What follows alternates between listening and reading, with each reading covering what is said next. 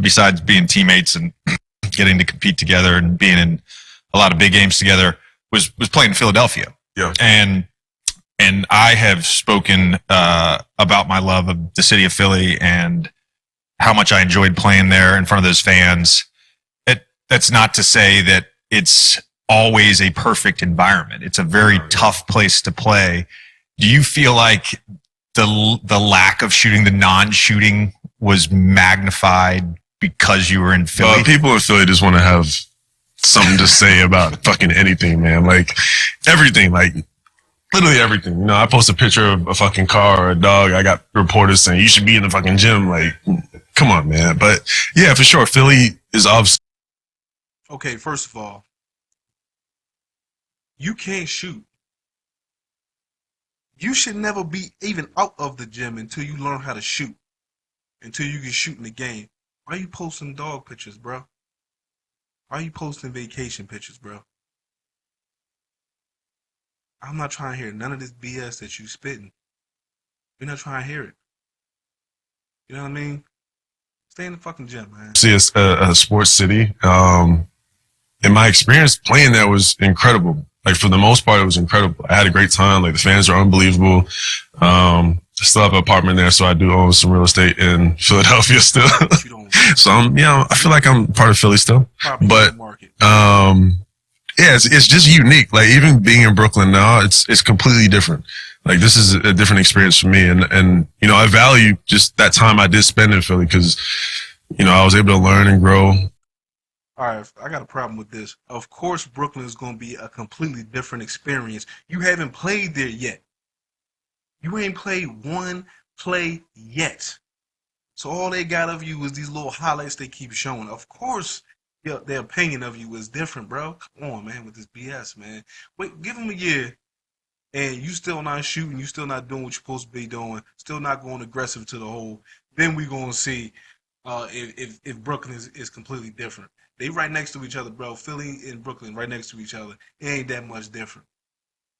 In that city, and I got friends for life there. I got my brother lives there. Like, I got family there. So yeah, Philly's great. I think people have like a thought that I think that I hate it. What happened in the Hawks series? We lost.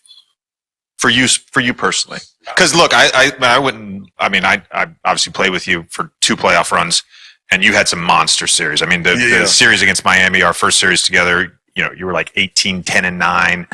Even the series prior to the Atlanta series, you were 14, 10, and 8 against Washington. Like, you know, you're putting up numbers, obviously playing great defense, and you did play great defense at times during that Hawks series, but what happened? Like, you weren't at your best. You'll admit that you were not at your best for sure. And so what went into that? Was that the Hawks? Was that you? I think it was me, and it was a build up over time that I was kind of like deflecting. Like, I was just pushing it to the side and not addressing like my mental health. And I was, you know, it's hard to do that when you don't really know what, like, fuck, why do I feel like this? Why?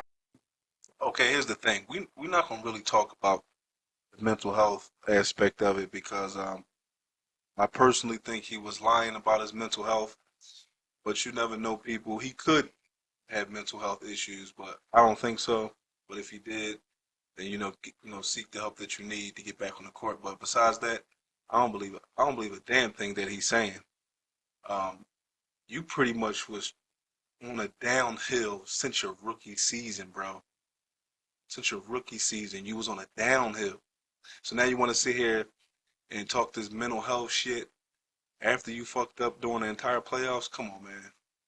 Why am I feeling this way? And why am I, you know, just different things. And once I was able to really address it, I was like, oh shit, like, I want to get myself right. I want to get to a good place mentally and be able to do my job and learn to deal with, you know, things I'm dealing with in the right ways and not, you know, going down a downward spiral. Because there's a lot of people that go through it and never address it. Is there anything that you look back on, and it could have been the Hawks series, it could have been at any point in time in Philly. Is there anything you look back on, you were like, you know what, wish I'd done that differently? No, because I wouldn't be here. I don't think we could say, yeah, I wish I went up and dunk the ball. Like because that was the whole game. Like, come on. No, I think if I didn't go through what I've gone through the last year and a half, then I wouldn't be where I'm at now. And I think I needed to go through all that and have those experiences to be where I'm at now. That's fair. Yeah. That is absolute bullshit. Okay, so during the Hawks series, you barely shot any shots in the fourth quarter during the whole series. I think maybe 1 or 2 shots you shot.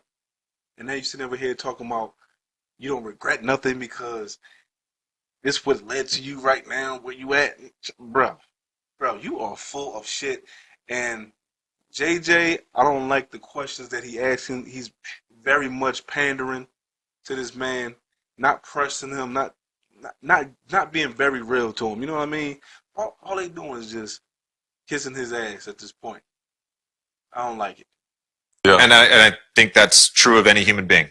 Yeah. I think that's life. I think whether it's failures, struggles, having gone through some very serious mental health stuff myself and having worked through that, like I'm a better human being. I'm a stronger human being because of it. And like, I think that's wonderful. So we had Matisse on, right before the start of last year. And we recently had Trey on, at some point during the playoffs. I think it was in May. And we talked about that play. Tapping his way in. Spins on Gallinari. Gives it up. Oh, he was right there. And, I'd love to just hear sort of your breakdown of what happened on that play. Cause that entire series, you guys are up 2-1, you end up losing 2 straight games. You go down 3-2, you win game 6 and you lose game 7 at home. Like there was a lot of things that happened in that series, but for whatever reason, that's the play that everyone talks about, that everybody sort of puts on you as the blame, right? The it's like 100-point basket. That single play. Yeah. No, in the moment I just spun, and I'm assuming Trey's going to come over quicker. So I'm thinking he's going to come full blown, and I see Matisse going down. Matisse is athletic and get up. So I'm thinking, okay.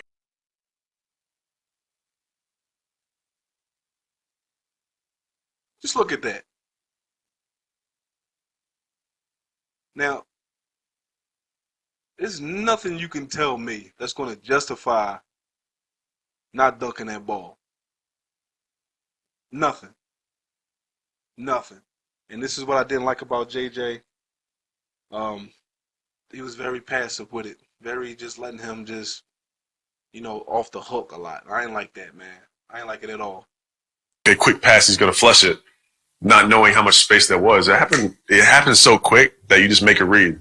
And in the playoffs, you need to make the right decisions majority of the time. And for that moment, it happened, and I was like, okay, fuck, now we got to go make another play. So that's how I'm thinking. And I didn't realize how, everyone's posting. I'm like, is that big? Like,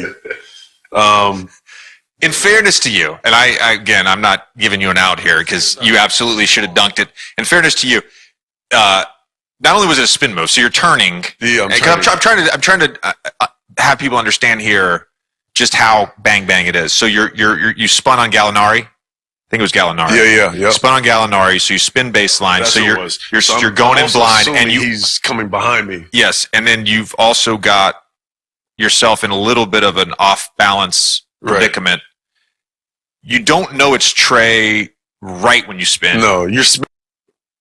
JJ pandering ass. He's pandering. You know damn well that was Trey. You can tell by the silhouette how tall or short that person is. All right. Why are you letting him off the hook? Spinning into a jersey. Yeah. Essentially. So. Yeah. So but look, when it slows down, it looks really bad, Ben. Yeah, no, fucking looks terrible. I was like, but when I look at it now, I'm like, man, I should have just fucking punched that shit. But it didn't happen. And I was okay with that. I can live with that. How are you okay with that? How? How can you live with that? How can you live with that whole series? Talking about you had to defend the best player. If I can remember, Trey averaged like 29, 30. That whole series.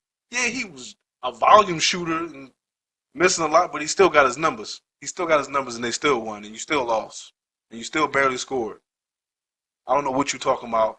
This was a terrible interview. But, okay, everyone's trying to kill me over one play. Like, Does everyone want to watch film with me? Like the whole arena, and I could dissect everything if you guys want. But that's not, it's not realistic. Well, we said this at the time. I mean, it was like the whole team blew 25-point leads. I'm I'm guarding the fucking best player on the other team the whole game. Herder had 27 points. As always, thank you for listening to the show. Was trash, man. That interview was trash. Trash. I didn't like it. They need to get him on an actual interviewer that's not going to be so biased. It's ridiculous, man. I hate him even more now.